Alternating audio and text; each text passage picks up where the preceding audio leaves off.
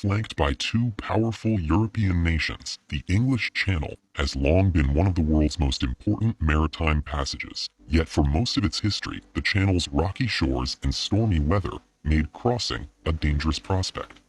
Engineers of the early 1800s proposed numerous plans for spanning the 33-kilometer gap.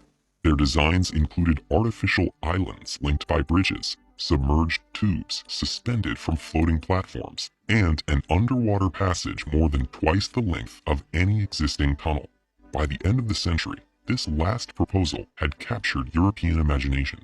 The invention of the tunnel boring machine and the discovery of a stable layer of chalk marl below the seabed made this fantastic tunnel more feasible. But the project's most urgent obstacles were ones no engineer could solve. At the time, Britons viewed their geographic isolation as a strategic advantage, and fears about French invasion shut down plans for the tunnel. The rise of aerial warfare rendered these worries obsolete, but new economic concerns arose to replace them. Finally, 100 years after the initial excavation, the two countries reached an agreement. The tunnel would proceed with private funding.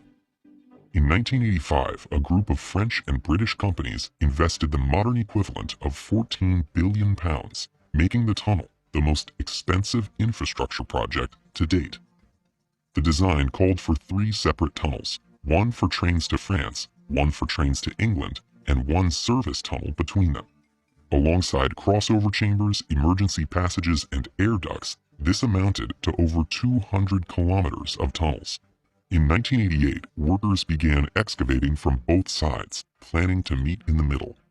Early surveys of the French coast revealed the site was full of fault lines. These small cracks let water seep into the rock, so engineers had to develop waterproof boring machines.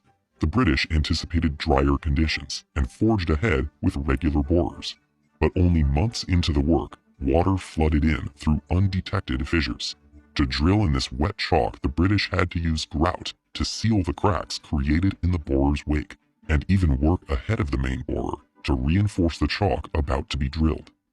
With these obstacles behind them, both teams began drilling at full speed.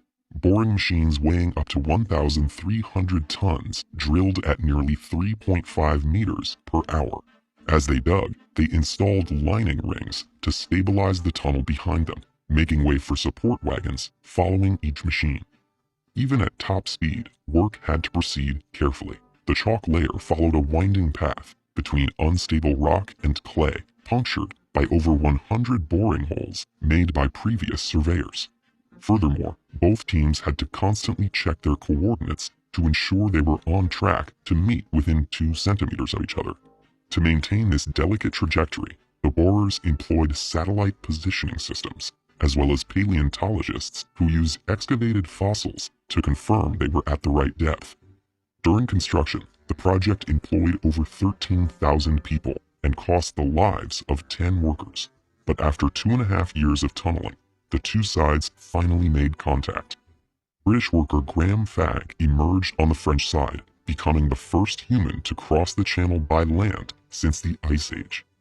There was still work to be done, from installing crossover chambers and pumping stations to laying over 100 miles of tracks, cables, and sensors. But on May 6, 1994, an opening ceremony marked the tunnel's completion. Full public service began 16 months later, with trains for passengers and rail shuttles for cars and trucks.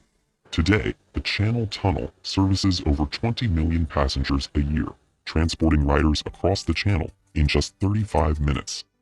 Unfortunately, not everyone has the privilege of making this trip legally. Thousands of refugees have tried to enter Britain through the tunnel in sometimes fatal attempts. These tragedies have transformed the tunnel's southern entrance into an ongoing site of conflict. Hopefully, the structure's history can serve as a reminder that humanity is at their best when breaking down barriers. Fissures, leaks, and cracks were a major obstacle in the construction of the English Channel Tunnel. But what if there was a type of concrete that could heal itself? It's not science fiction, it's a